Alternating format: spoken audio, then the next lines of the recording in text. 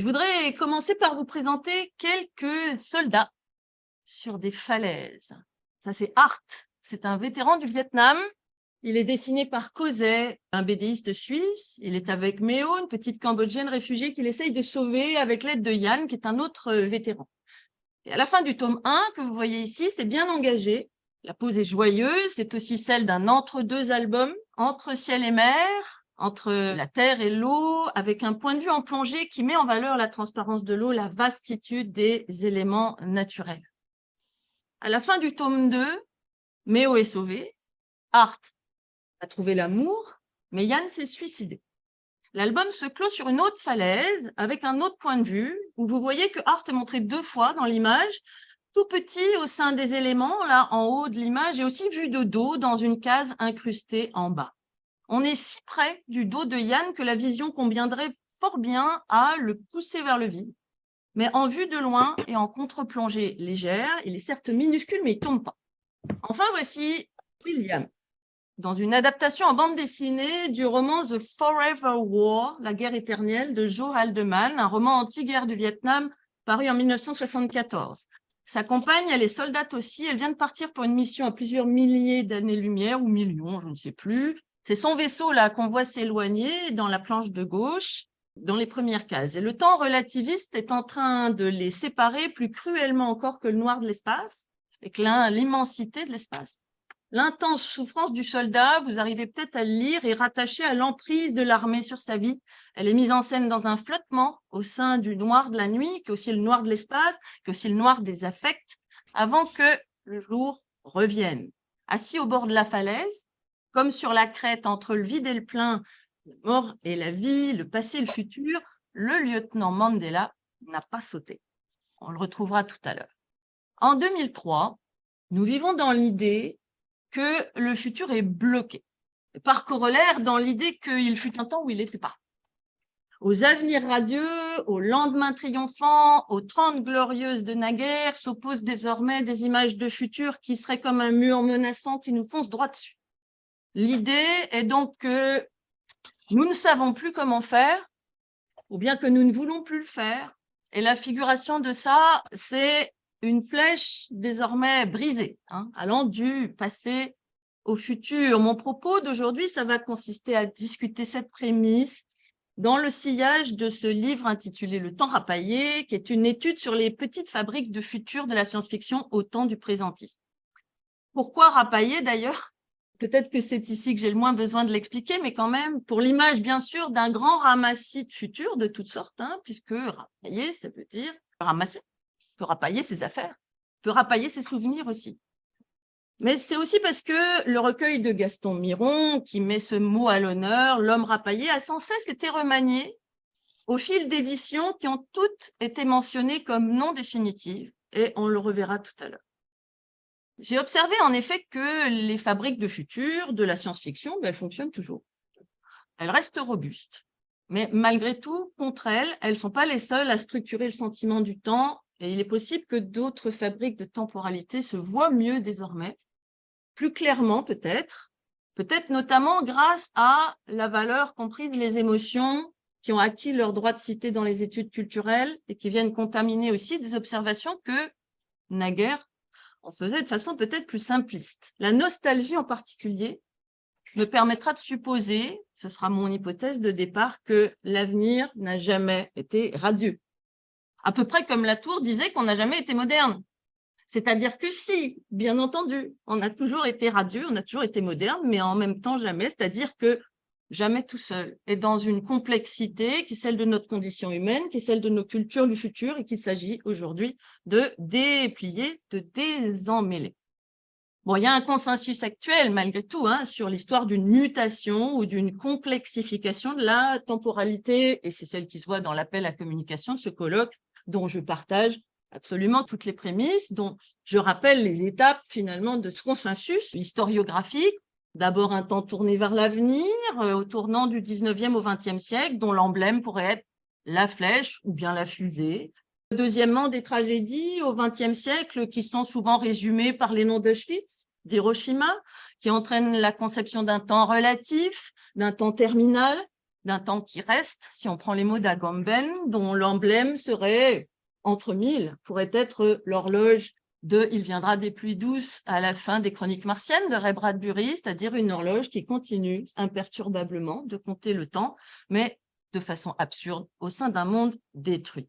Troisièmement, et peut-être corollairement, le basculement dans le présentisme qui accompagne la postmodernité, la fin du XXe siècle et qui signale à travers la fin des métarécits, la révolution numérique, de nouveaux emblèmes qui seraient composites et qui entassent un petit peu tous les signes des cultures précédentes. Par exemple, le bidonville cyberpunk, qui rassemble côte à côte toutes sortes d'emblèmes. Mais la pandémie dont on vient de parler a donné à voir avec ce temps postmoderne également un temps stupéfait où, si vous me laissez juste l'autorisation de ce petit mot vulgaire, un temps complètement bordélique.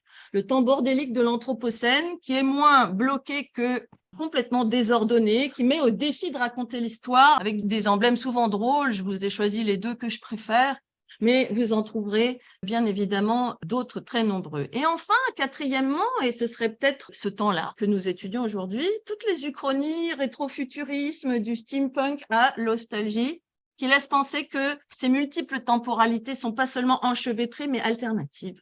Et leurs emblèmes, ce sera ceux de ce colloque.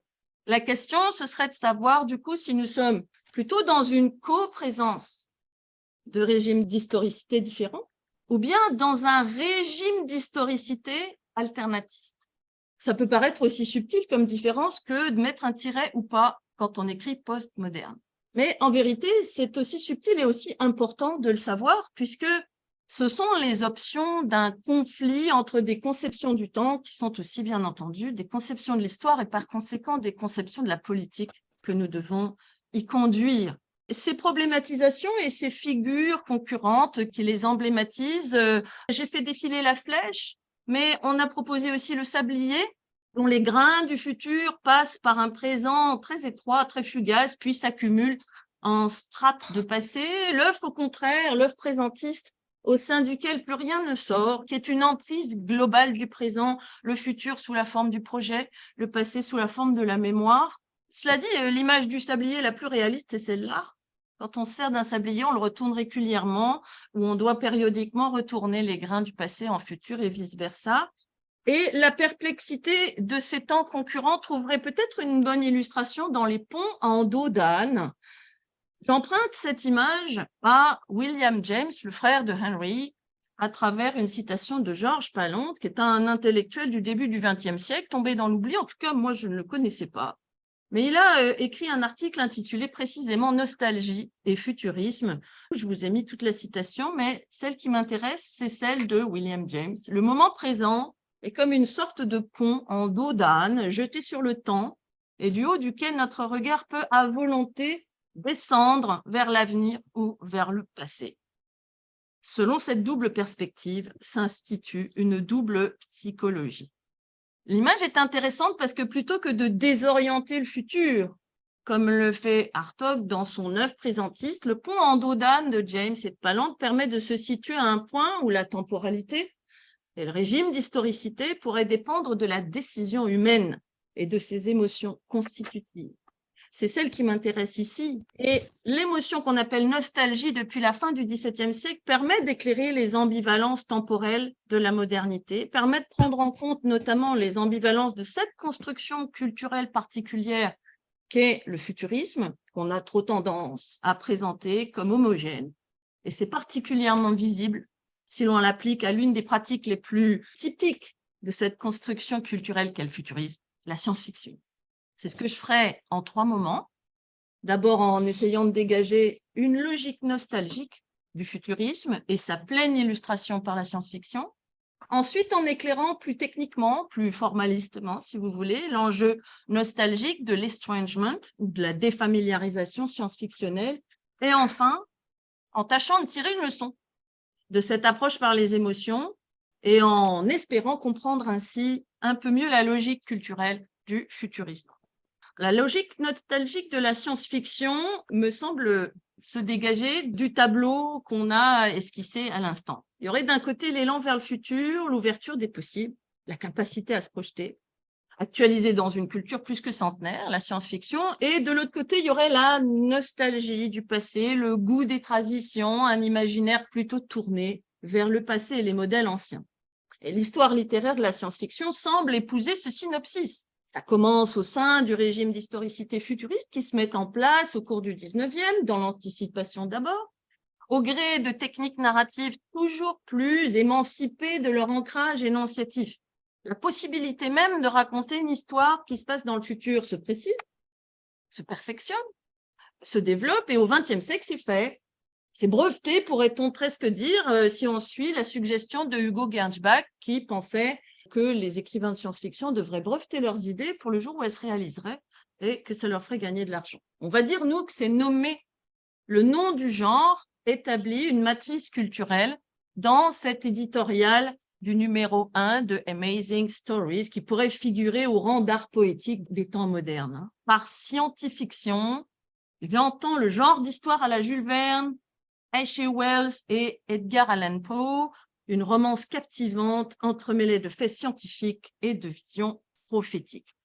Bon, en réalité, et ça se voit bien dans les œuvres des autorités romanesques que cite Gernsback, ça a toujours été loisible chez Poe, chez Verne, chez Wells, d'observer dans la science-fiction, puis dans la science-fiction, l'entrelacement d'émotions antagonistes, l'enthousiasme, mais aussi l'angoisse et la mélancolie. Depuis Edgar Quinet, en 1843, jusqu'à Paul Valéry, 80 ans plus tard, en passant par Camille Flammarion, Eugène Zamyatin, Guillaume Apollinaire, l'enthousiasme pour le progrès a toujours coexisté avec la tristesse des disparitions que ça promet, avec une nostalgie qui amène le passé et le futur à troubler le présent, à le disposer sur ce pont en dos d'âne du temps.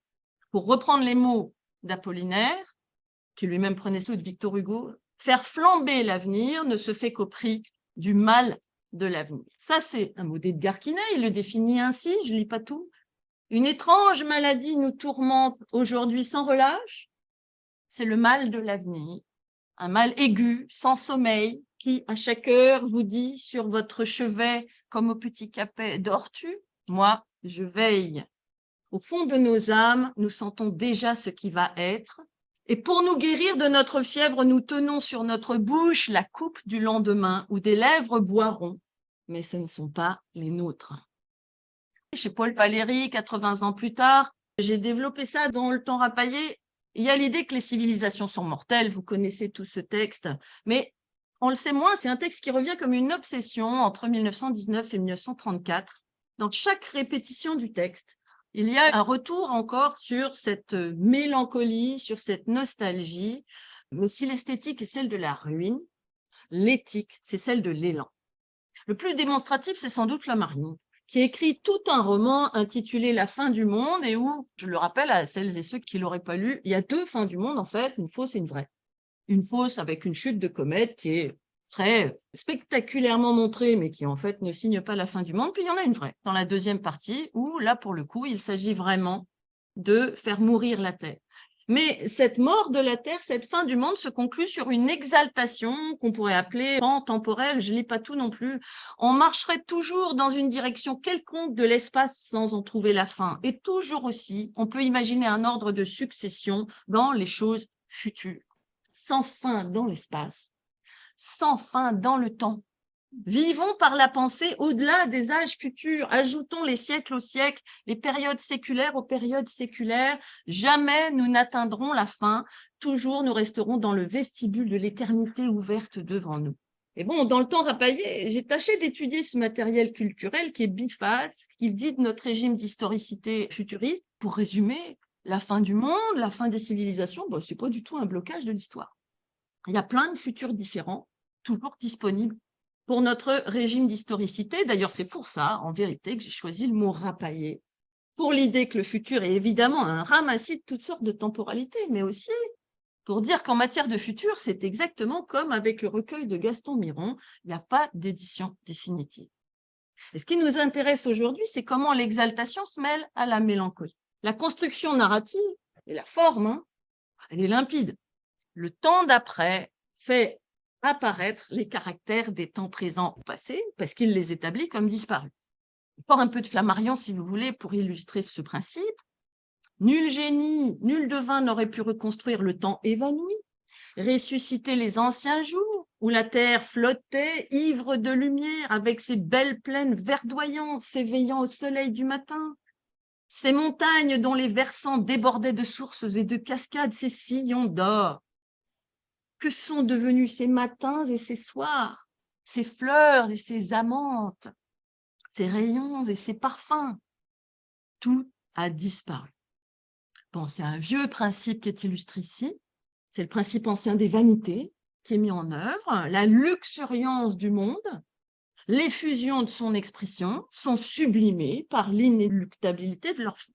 Une vieille technique qui est articulée au futurisme. Et bien du coup, l'esthétique des vanités se remodèle en technique d'expression du futur.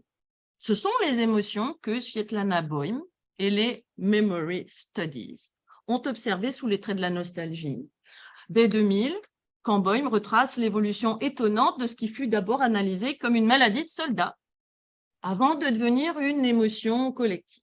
Comment la nostalgie des soldats suisses du XVIIe siècle a-t-elle pu devenir le gabarit psychologique de toutes les personnes déplacées dans l'espace et bousculées dans le temps au cours du XIXe siècle? D'abord mal du pays, AMV, la nostalgie a épousé le mal de l'avenir de Quinet et a donné un nom à la mutation à marche rapide, peut-être bien à marche forcée, du sentiment du temps au cours de la révolution industrielle. Bon, l'essai de Boym, il est nourri par son expérience de retour post-soviétique. C'est une intellectuelle qui a émigré aux États-Unis dans les années 70 et qui est revenue après 1989 et la chute de l'Union soviétique. Elle étudie le lien entre mémoire, modernité, postmodernité et ce qu'elle appelle off-modernity, off-modernité.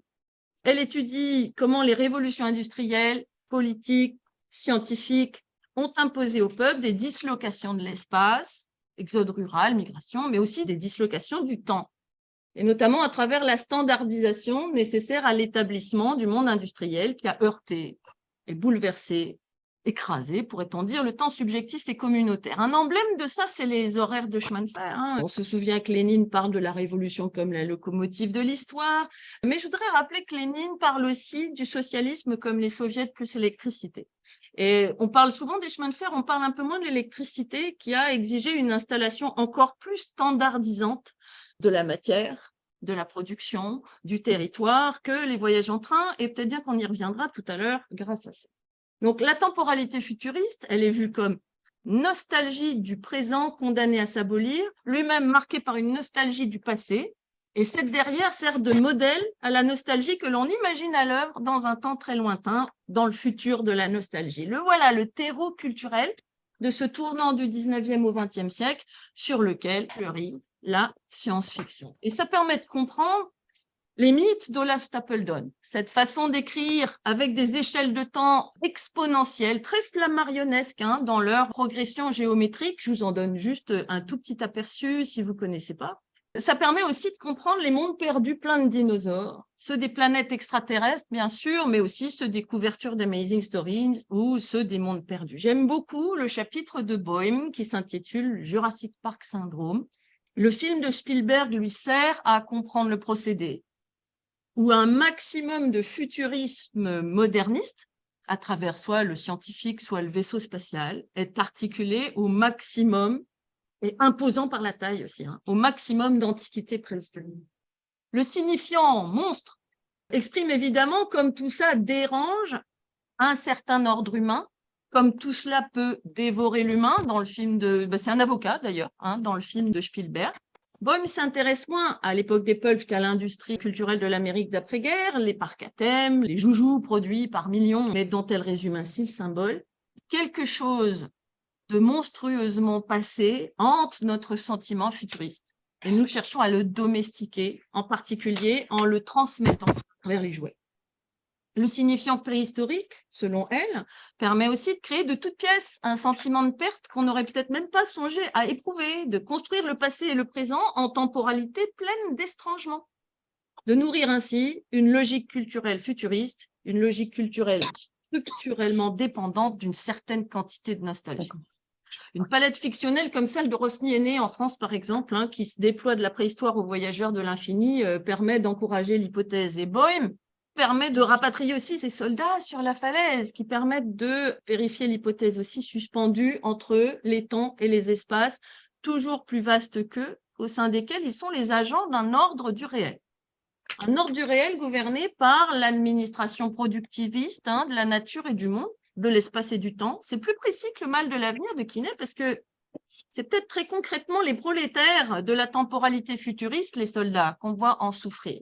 Boym souligne d'ailleurs que la nostalgie est une émotion collective et populaire et qu'elle s'opposerait en ça à la mélancolie, qui est plus élitiste, plus solitaire et qui est, depuis l'Antiquité, conçue comme une aspiration à l'infini, définissant plutôt des traits du génie créateur. Et s'il y a un peuple peuplé de soldats, c'est bien la science-fiction. Rien que ça autoriserait à y détecter de bonnes doses de nostalgie, amplifiées par les engins de voyage dans le temps et dans l'espace. Mais il y en a beaucoup, parce que la SF est militariste. Je n'apprends rien à personne, mais elle est militariste peut-être aussi parce que c'est l'épopée d'une manière militaire et impérialiste de mettre en œuvre la technologie de maîtrise du monde, de maîtrise de l'espace et du temps, celle que Istvan Shishirone appelle la technologiade dans son livre Les 7 beautés de la science-fiction, en s'appuyant sur la notion d'empire de Hart et Negri. Donc, il y a aussi beaucoup de soldats par nécessité d'exprimer un sentiment du temps dans la modernité et un sentiment d'estrangement temporel. Richard Singelet a établi avec force que l'écriture du futur générait toutes sortes de désordres dans le temps, dans l'ordre du réel, dans l'ordre de la fiction. Et l'un de ces troubles essentiels, et le même dans la science-fiction et dans la nostalgie, c'est la défamiliarisation, l'estrangement. C'est cette configuration culturelle qui permet de tomber tout à fait d'accord avec l'affirmation d'Aris Moussoutzanis et Eugene Theo en ouverture du dossier spécial Science Fiction and Nostalgia de Science Fiction Studies il y a 2 ans. Il est peut-être tout aussi valide de suggérer qu'on vit dans des temps nostalgiques que d'affirmer qu'on vit dans des temps science-fictionnels. En vérité, dès lors qu'on a défini la nostalgie comme l'état d'esprit de la personne déplacée dans l'espace et qui ressent des effets mélancoliques, par exemple les soldats dans l'Europe des Lumières, dès lors qu'on a élargi la définition à l'état d'esprit des personnes contraintes de changer de temporalité, de changer de régime d'historicité, par exemple lors de la révolution industrielle. Et enfin, dès lors qu'on résume ces définitions à une défamiliarisation du lieu et du temps, non seulement où se trouve une personne, mais aussi où elle a pu se trouver jadis et où elle pourra se trouver demain, il n'y a qu'un pas à faire pour définir la science-fiction comme le genre nostalgique par excellence, sans aucun paradoxe. Bien au contraire, s'il y a bien un genre dont la défamiliarisation est principielle, c'est bien la science-fiction. Et bon, il m'écrit que l'estrangement peut être non seulement un principe artistique, mais aussi un principe existentiel. Ce qu'on voit dans les arts serait significatif d'un rapport à la modernité, quand on ressent cette dernière comme hybride, puisant aussi bien dans les utopies que les dystopies, dans les, j'aime beaucoup sa formule, dialecte du passé que les espérantos du futur. Bon, la science-fiction est concernée au premier chef par cette modernité trouble, aussi radieuse que sombre, tournée vers l'avenir aussi bien qu'engluée dans le passé, même si Boym ne la cite jamais dans son livre, même quand elle parle si judicieusement du Jurassic Park syndrome. Avant elle, son livre date de 2001, les illustrateurs du fameux City of Quartz de Mike Davis chez Pimlico avaient choisi pour illustrer la version de poche ce composé si typique. Ce dinosaure-là, que vous voyez de dos, dans un parc d'attractions qui tombe un peu en ruine, personnifie le fantôme du passé dans le temps présent ou futur. C'est l'habitant des mondes perdus de Conan Doyle, chargé du sens symbolique que peut prendre ce monstre devenu adapté au monde moderne. Chez Davis, le dinosaure, à son tour, est frappé de décrépitude et symbolise une spectralité au carré. Le futur, hanté par le passé, était malgré tout une promesse qui ne s'est pas réalisée, même et surtout chargé de ses fantômes originels, pourrait-on dire, le futur est à son tour passé. Il est devenu lui-même fantomatique et c'est lui qui jalonne la ville de Los Angeles, City of Quartz, ou capitale du futur, dans la version française, rongée par la violence, les inégalités et, d'une certaine façon, des promesses qui n'ont pas été tenues. C'est ça qu'on rencontre dans ces parcs à thème mal entretenus, ces paysages de ruines, ces rues mal entretenues que les photographies de Robert Moreau, dans le livre de Davis, illustrent magnifiquement. C'est des paysages de ruines, c'est une esthétique de la ruine future, telle qu'on la trouve en abondance dans les films et dans les romans cyberpunk, dans le Bradbury Building de Blade Runner de Scott. Moi, j'ai une affection particulière pour le bidonville de Richard Cadret dans Métrophage, relique perverse de 100 mètres de haut, couvrant un carré de 8 pâtés de maison de côté. C'était l'unique pavillon subsistant de l'expo Tokyo Los Angeles, organisé pour célébrer le 100e anniversaire du transistor. C'était une série de tentes, à vrai dire, 280 en tout, chacune d'un demi-hectare de téflon armé de fibres de verre qui pourrissaient et fuyaient de toutes parts. Quelques-uns de ces 1%istes, ceux qui avaient trouvé la vie au ras du sol trop dure ou trop étouffante, c'est à la fin, avaient déménagé vers l'espace libre au-dessus des tentes, errant tels des nomades parmi les dunes ondulantes en fibres de verre. Pour votre information, le transistor, c'est 1947. Donc là, on parle des ruines d'une exposition de 2047. Une telle nostalgie futuriste peut ainsi exprimer le dépotoir des utopies, le dépotoir des rêves, Junkyard of Dreams, chez Mike Davis, mais elle peut aussi prendre en charge l'émotion typique du sublime technologique tel que théorisé par David Nye. Parce qu'elle fait s'entrechoquer les échelles humaines et cosmiques, par exemple, comme chez Flammarion, parce que le sublime technologique est aussi, contrairement au sublime naturel, frappé de l'obsolescence de l'histoire des objets et des découvertes technologiques. The Lady Who Sailed the Soul, c'est mon exemple préféré, dont je n'ai pas réussi à tirer une citation parce que toute la nouvelle vaut la peine d'être lue. J'ai plutôt choisi les illustrations de la version française et de la version originelle. C'est vraiment un concentré des émotions exaltantes et tragiques du voyage spatial et de la temporalité relativiste, avec un amour impossible, bien entendu, des voiliers solaires. C'est vraiment une épure émotionnelle du space opéra. La nostalgie est indissociable du futurisme, mais peut-être notamment pour des raisons sur lesquelles Richard Singelet a écrit des pages indépassables. Je vais donc le citer. Ce passage de l'empire du pseudo explique comment les étrangetés des mondes futurs, les novum, sont pris en charge par le récit qui distille les moyens de les comprendre dans des segments pleins de didactisme. Les dispositifs didactiques manifestent ainsi ce qu'on pourrait appeler un présentocentrisme. La fiction se situe dans le futur, mais l'énonciation se situe dans le présent. Et on peut relever des indices de ce présentocentrisme, notamment l'irruption intempestive d'allusions au XXe siècle dans des contextes fictifs où ce siècle ne devrait plus être qu'un passé parmi d'autres.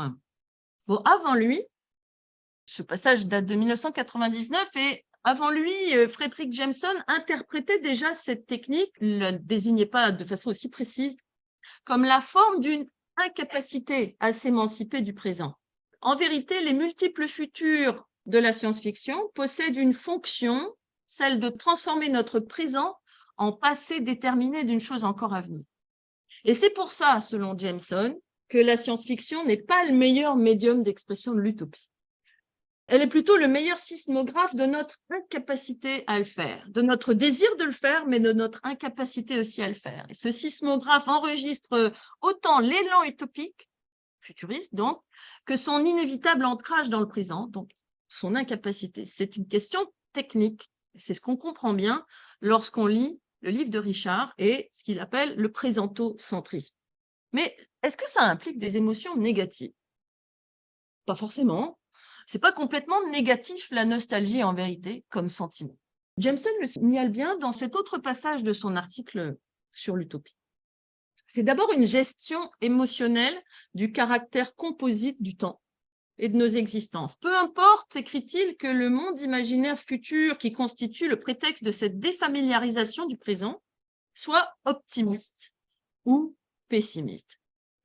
Edgar Quinet, il décrivait un présent enceint du futur, un fiévreux, malade.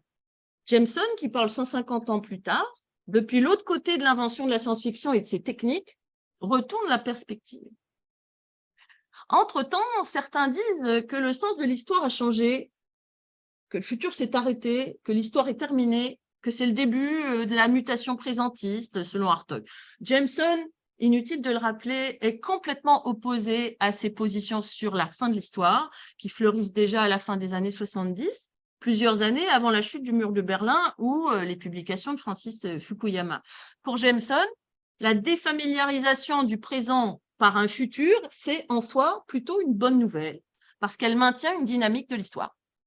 Le présent s'offre à nous sous la forme du lointain passé et d'un monde futur, comme s'il s'agissait d'un objet posthume, ce qui ne se réduit pas, écrit-il, à un exercice de mélancolie historique. Il y a en effet quelque chose de vaguement réconfortant et rassurant dans l'idée renouvelée que les grands supermarchés, les centres commerciaux, les fast-foods criards, que tout cela, loin d'être figé, à jamais immobile dans quelque fin de l'histoire, soit pris dans le constant mouvement du temps et s'achemine vers un futur réel, inimaginable certes, mais inévitable.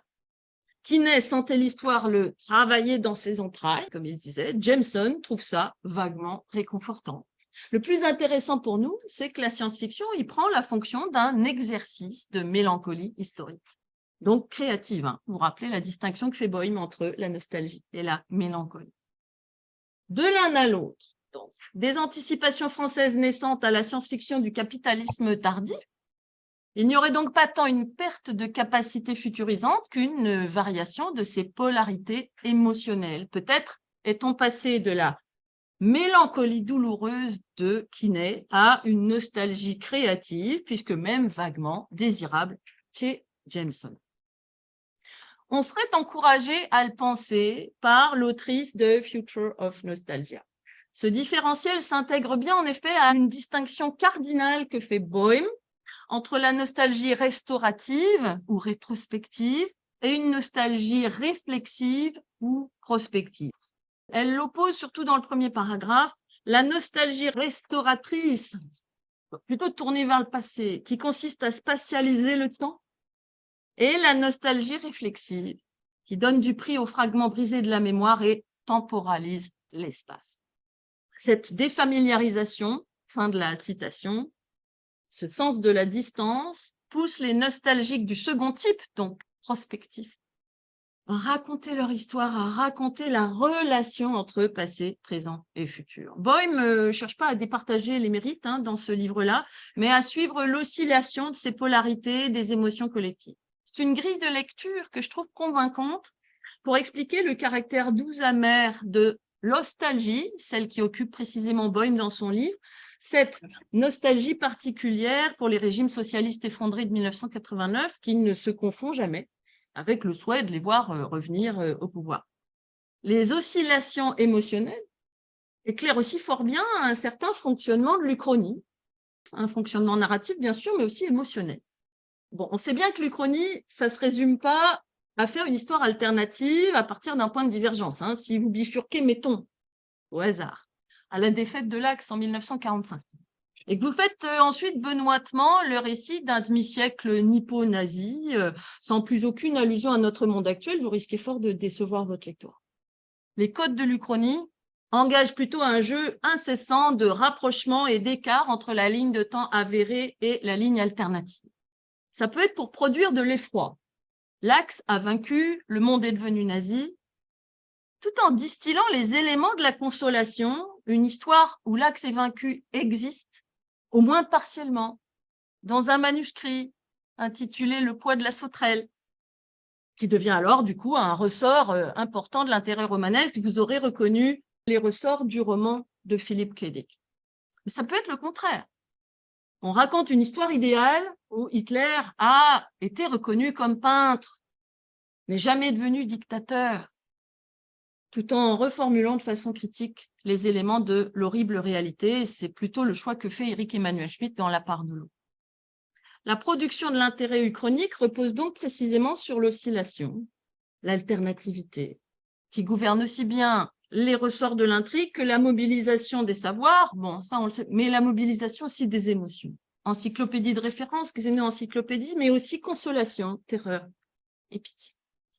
La nostalgie des temps anciens peut subir des renversements de polarité, aussi bien que la lassitude des temps présents sortir revalorisée par l'exercice de cette nostalgie créative. Boehm n'évoque pas les uchronies dans son livre, mais on peut lui emprunter avec profit, je crois, son modèle destiné à théoriser cette off-modernité hybride et proactive. Elle est plus engagée dans l'histoire qu'une postmodernité qui serait victime de ces paradoxes.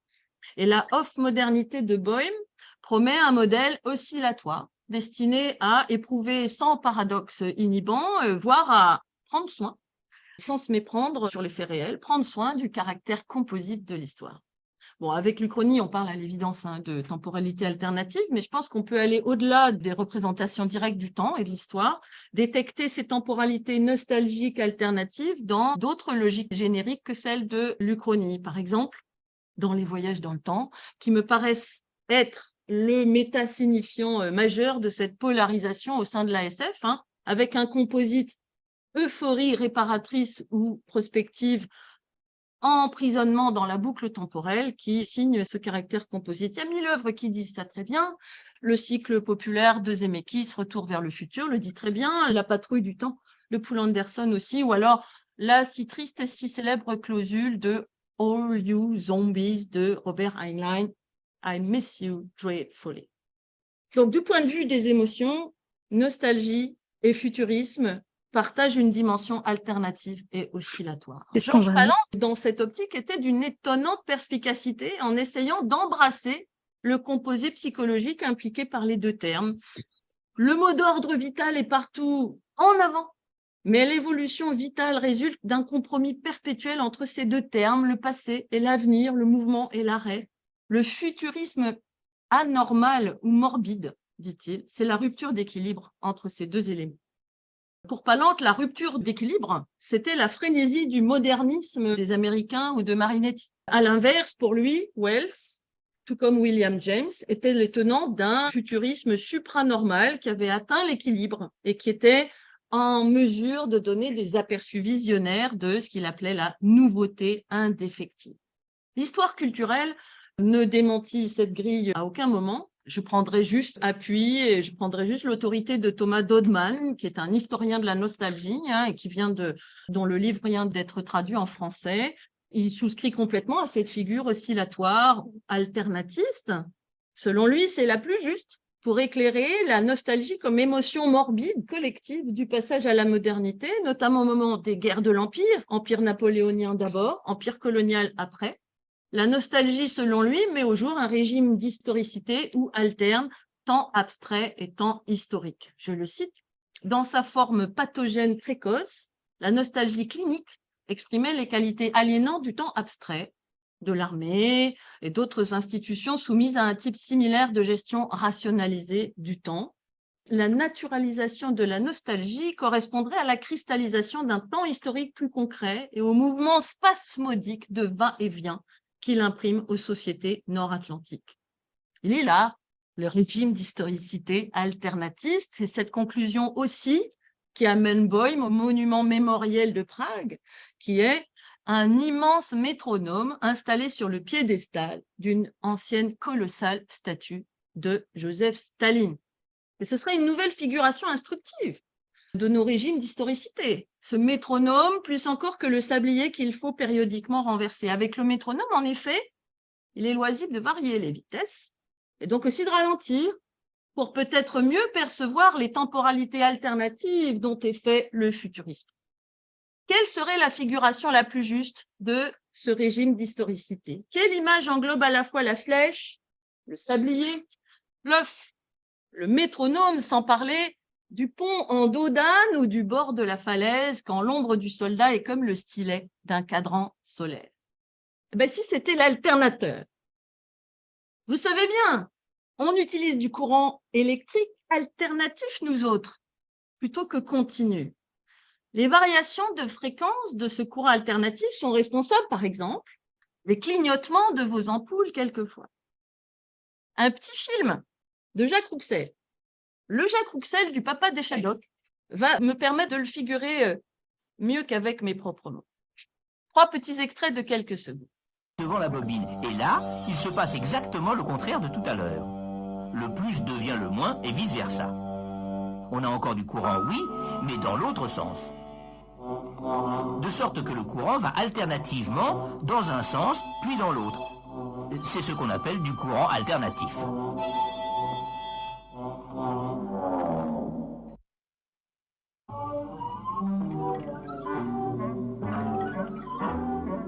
Si le courant redevient maximum dans un sens 1 fois par seconde comme ici, on dit que la fréquence du courant est de 1 Hertz. 2 fois par seconde, 2 Hertz, etc.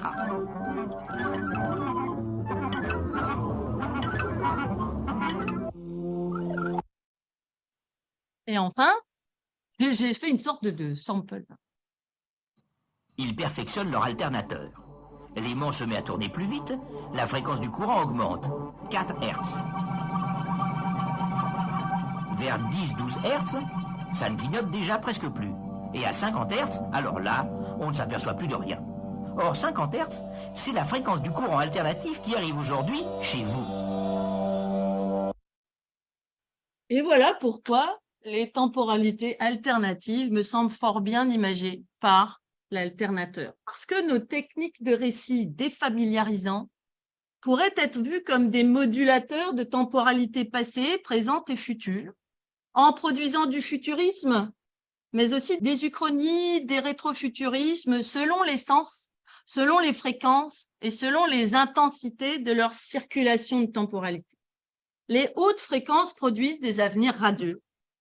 Les autres, ces impressions de battement du métronome, de cycle, de boucle, ou encore ce clignotement existentiel qui est, comme vous vous en souvenez bien, la définition de la condition humaine selon Joseph Conrad.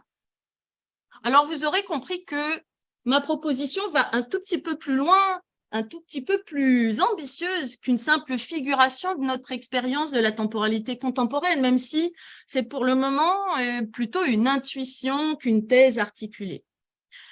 Après avoir suivi un cheminement d'histoire littéraire en première partie et déplié en deuxième partie les enjeux logés dans la forme des fictions futuristes, c'est aux études culturelles que je voudrais emprunter leur méthode pour cette conclusion.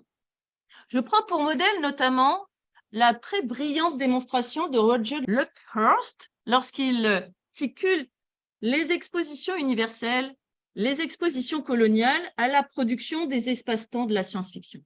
À son exemple, on gagnerait, il me semble, à articuler les éléments de la vie matérielle avec le sentiment du temps qui s'exprime dans le futurisme et ses composantes alternatives. Il y a plein de raisons de penser que la découverte, le déploiement, l'administration et la production de l'électricité sont une fable structurante pour toute l'histoire culturelle de la modernité. C'est vrai pour les modèles héroïques de l'Occident, scientifiques, découvreurs, inventeurs, certes, mais aussi bricoleurs, constructeurs et entrepreneurs tels que furent Edison ou Tesla. C'est vrai pour les narrations fondatrices de l'Occident. Je pense à ce qu'on a appelé la guerre des courants, par exemple, qui a imposé le courant alternatif, à l'odyssée des câblages sous-marins, que certains connaissent, ou bien aux pratiques de pédalage pour produire l'énergie en temps de pénurie, qui est une sorte de topos de nos films de guerre. C'est vrai pour les échelles de développement de l'Occident, de l'intimité domestique à la structuration d'immenses territoires du télégraphe aux barrages hydroélectriques. C'est vrai encore pour les exigences de gestion et d'administration collective de la matière, de l'espace et du temps qui imposent une standardisation plus déterminante encore que celle des horaires de chemin de fer, au point qu'on dit sans y penser qu'on se branche sur le secteur en confondant comme par évidence l'énergie et son administration. Et c'est vrai enfin pour les imaginaires de l'Occident, ces utopies, ces dystopies, du palais de l'électricité à la chaise électrique, de la déesse à la servante, pour le dire avec les mots de Paul Morand, de Raoul Dufy ou des historiens spécialisés. Et ça pourrait être vrai aussi pour les genres narratifs de ce moment culturel, qui est le moment aussi science-fictionnel de l'Occident. Et donc, pour le dire dans l'autre sens et pour conclure, effectivement, si on prête attention aux émotions de la science-fiction, à la manière dont elles expriment une structure critique du sentiment du temps moderne, alors la science-fiction et la nostalgie permettent de mettre en lumière un régime d'historicité alternatiste au sein du futurisme. Et l'histoire matérielle et culturelle qui pourrait lui servir de socle, ça pourrait être celle de l'électricité. Je vous remercie de votre attention.